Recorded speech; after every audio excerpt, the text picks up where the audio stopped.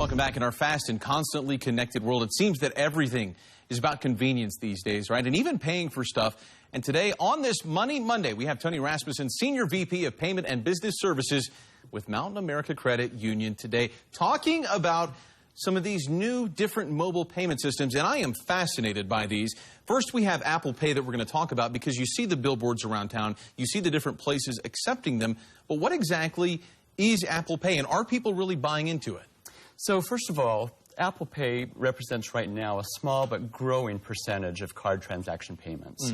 But as you think about credit cards being around in the market for the past 50 years or so and really becoming ingrained into the lives of most people, and let's face it, they're very convenient. It takes just a second to swipe the card. Right. It's really not surprising that the first adopters of Apple Pay are confined to a smaller group of tech-savvy customers who are really concerned or interested in the innovation and the technology. And so we're seeing it here on the screen. You take your phone, basically, you have the app, and it's synced up through, you said, a card issuer, for instance, a bank or a credit union. And it's simply as easy as tapping one of those screens at those little purchase point-of-sale machines. Is that basically right? Correct. So more and more merchants are having what we call contactless terminals or near-field communication.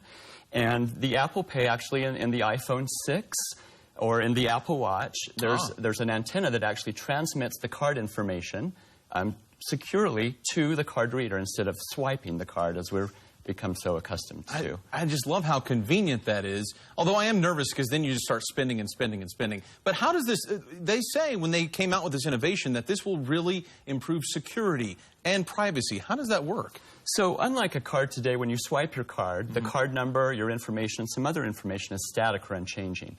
That information is passed every time over the network to facilitate your payment transaction. But with Apple Pay, instead of sending your card number out, as you provision or put the card into the wallet, a substitute number is actually generated. That substitute number is unique to Apple Pay, it's unique to your phone, and it requires your thumbprint or your fingerprint in order for it to be authorized. So it's essentially encrypted information, it right? is. Rather than actually transferring your credit card number. Let's talk a little bit about Google Wallet, because this is sort of the big competitor to Apple Pay, right? Yes. Tell us about it. Yes. So Google Wallet actually has been around for a number of years. It originally launched in 2011 in major markets like San Francisco and New York City. It's actually getting a reboot or a relaunch soon, and will have a very compelling, be a very compelling competitor to Apple Pay. Interesting. Finally today, these are fascinating, and I've seen these start to come out. In fact, I just got one recently. These new debit or credit cards with the chips inside them that help make things more secure. Yes, it's true. So the cards, the chip cards, or EMV as it's often called, stands for Europay, MasterCard, and Visa, named after the collaborators that originally created it. Okay. Actually, there's a little chip right on the card. It acts as a mini computer or as a guard dog, if you will, for every transaction. So while the number that's transferred with your payment is the same as it is on a traditional card today, there's also a unique one-time code, security code, that's generated with each and every transaction.